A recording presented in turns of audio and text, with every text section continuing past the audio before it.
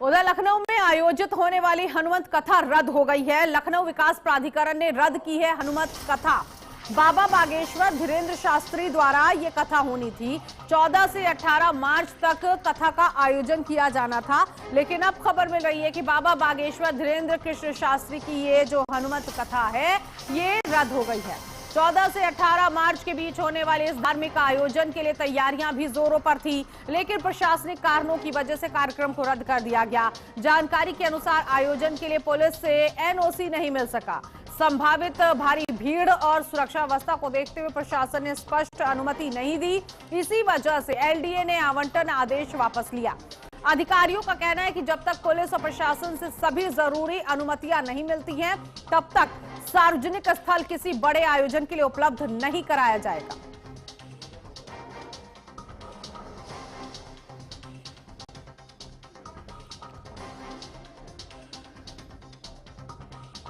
और इसी खबर पर आगे की जानकारी के लिए पवन कुमार हमारे साथ संवाददाता जुड़ गए हैं लखनऊ से। पवन, क्योंकि पुलिस की तरफ से वो सिक्योरिटी नहीं मिली जो आयोजनकर्ता को चाहिए थी, भीड़ के लिए इंतजाम नहीं थे, इसीलिए बाबा बागेश्वर धाम के जो पीठाधीश्वर हैं धीरेन्द्र शास्त्री, उनको यहाँ पर कार्यक्रम की परमिशन नहीं मिली। तो कुछ जानकारी मिल पाई है ये कार्यक्रम अब आगे कब होना है, या फिलहाल अभी कोई नया आदेश नहीं आया है?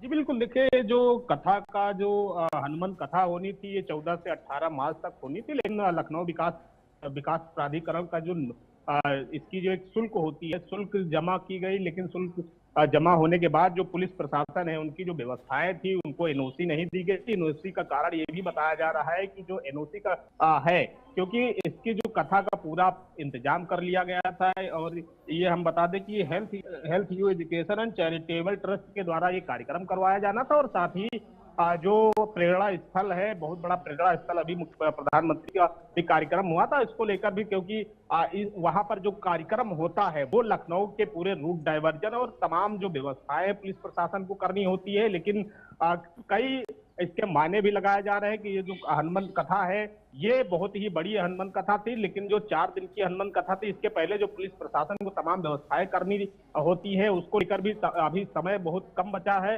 क्योंकि और भी तमाम होली में व्यवस्था रहती है, तमाम और भी फेस्टिवल मनाए जाने हैं, तो इसको लेकर भी तमाम बातें हैं। लेकिन इसके पहले भी इस जो हनुमान कथा रद्द होने के बाद में जो धीरेन्द्र शास्त्री है उनका भी बयान आया है कि जय धाम जय हनुमान, ऐसे बात की जा रही। लेकिन अगर हम आगे की बात, इसकी अभी कोई जानकारी नहीं है। अगर पुलिस प्रशासन इससे सहमति बनाता है या उसकी कोई व्यवस्था बनती है तो आगे अगर इसकी जो इनकी कथा होनी है, कथा अगर आगे बढ़ती है तो उसके लिए भी निर्देश जारी किए जाएंगे। लेकिन सबसे बड़ी बात यह है कि जो उम्मीदें थी लखनऊ के लिए, क्योंकि धीरेन्द्र शास्त्री की जो फैन फॉलोइंग है वो कहीं ना कहीं एक लखनऊ वासियों के लिए और आसपास के जिलों के जो आने वाले थे उनके लिए एक बड़ा संदेश धीरेन्द्र शास्त्री ने दिया है कि हम फिर आएंगे, लखनऊ जरूर आएंगे और हनुमान कथा सुनाएंगे। लेकिन लखनऊ विकास प्राधिकरण ने जब इसकी जो अनुमति नहीं दी तो इसका एक साफ तौर पे भी देखा जा रहा है कि पुलिस प्रशासन की तमाम व्यवस्थाएं होती है,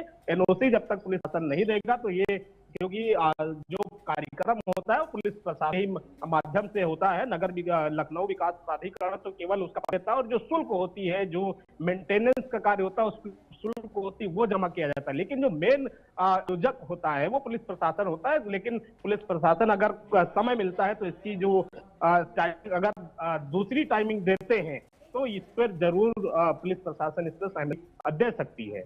जी पवन, क्या ये पता चल गया था कि किस जगह पर ये हनुमान कथा होनी थी, और वहाँ वो जगह कैसी है? क्या कम जगह है, छोटी जगह है, जिसकी वजह से पुलिस ने कहा कि हम भीड़ को कंट्रोल यहाँ पर फिलहाल अभी नहीं कर पाएंगे? एक रीजन ये कि फेस्टिवल भी बैक टू बैक कई हैं, और दूसरा कि स्थल भी ऐसा है जहाँ पर भारी भीड़ को कंट्रोल करना मुश्किल है, इसी वजह से कैंसिल कर दिया गया ये प्रोग्राम।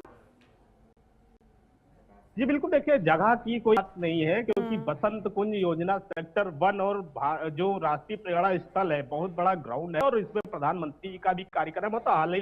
ही में प्रधानमंत्री ने इसका उद्घाटन भी किया था। तो अगर हम जगह की बात करें तो ये जगह बहुत बड़ा है और इसमें बहुत बड़े बड़े कार्यक्रम भी होते हैं। राष्ट्रीय प्रेरणा स्थल ये उत्तर प्रदेश का सबसे बड़ा प्रेरणा स्थल है और सबसे बड़ा जगह माना जाता है, क्योंकि यहाँ पे जितने भी सार्वजनिक काम होते हैं, राष्ट्रीय प्रेरणा स्थल जो हरदोई रोड पे स्थित है, तो ये बहुत बड़ा ग्राउंड भी है इन सभी कार्यक्रमों के लिए। लेकिन जो साफ तौर पे ये जो कार्यक्रम निरस्त हुआ है केवल पुलिस प्रशासन की व्यस्तता, और वो क्योंकि और भी तमाम कार्यक्रम पुलिस प्रशासन के लगे होते हैं, और अगर धीरेन्द्र शास्त्री आते हैं तो इसका रूट डाइवर्जन और तमाम जो व्यवस्थाएं पुलिस प्रशासन को बड़े स्तर पे करनी होती है।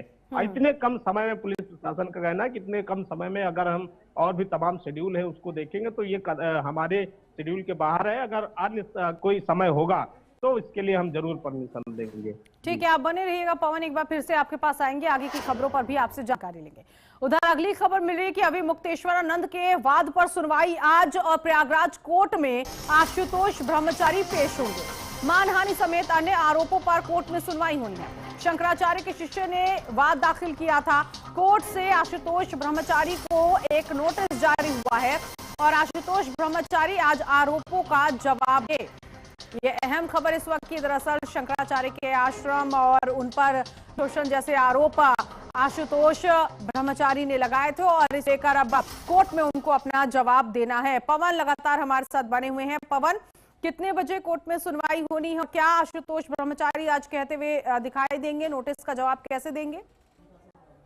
जी बिल्कुल, देखिए आशुतोष ब्रह्मचारी का जो मामला है, अब मुक्तेश्वर का जो मामला है, इन्होंने वाद दाखिल किया था। वाद दाखिल में यौन शोषण और भी तमाम प्रॉपर्टी से रिलेटेड जो दस्तावेज थे इसकी कोर्ट के सामने पेश करे, सार्वजनिक करे। यौन शोषण के जो मामले आशुतोष ब्रह्मचारी ने मुक्तेश्वर पे लगाया था उसकी आज सुनवाई होनी है। लगभग 2 से 2:30 बजे के बीच में इनका जवाब पेश होगा और इसी जो मुक्तेश्वर के 2 वकील है वो भी अपने पक्ष रखेंगे कि अब मुक्तेश्वर पे जो अब ब्रह्मचारी ने आरोप लगाया उसके पक्ष उनकी जवाबदेही तय करेंगे। और अब मुक्तेश्वर के साथ जो वकील होंगे अब और जो आशुतोष ब्रह्मचारी है उनके जवाबों को साफ तौर पे आज इनके बयान दाखिल किए जाएंगे। बयान के साथ ही और भी जो प्रॉपर्टी से रिलेटेड दस्तावेज होंगे उसको भी हाई कोर्ट में पेश करने की जो बातें हैं वो रखी जाएंगी और आशुतोष ब्रह्मचारी भी अपने बयान देंगे। उसके पक्ष में जो अब मुक्तेश्वर के जो वकील होंगे वो भी अपना पक्ष दाखिल करेंगे।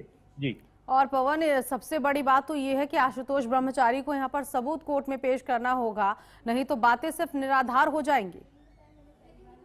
जी बिल्कुल, देखिए आशुतोष ब्रह्मचारी ने जिस प्रकार से मुक्तेश्वर पे आरोप लगाया था और आरोप के साथ ही अगर कोर्ट में अपने जो आरोप लगाए हैं उसके दस्तावेज उनके साक्ष्य नहीं पेश करती तो हाई कोर्ट का जो रुख होगा वो हाई कोर्ट तय करेगा क्या करना है। लेकिन जो आशुतोष ब्रह्मचारी उन्होंने दस्तावेजों के साथ जो भी उनके प्रूफ रहे होंगे उन्होंने लगाया होगा। अगर आज जो बयान पेश होंगे, जो दस्तावेज लिए जाएंगे प्रॉपर्टी से रिलेटेड, यौन शोषण के मामले में ऐसे तमाम जो दस्तावेज होंगे अगर नहीं पेश होते हैं तो ये कहीं न कहीं हाई कोर्ट का जो रुख होगा, जो निर्णय होगा वो आने वाला वक्त ही बताएगा। लेकिन इस बार का जो आज की जो सुनवाई है, क्योंकि लगातार इस पे सुनवाई आती जा रही है, क्योंकि प्रयागराज में जब से मुक्तेश्वर पर ये बयानबाजी हुई है तमाम जो जी ठीक है, बहुत शुक्रिया फिलहाल इस जानकारी के लिए। तो अब से थोड़ी देर बाद इस पूरे मसले पर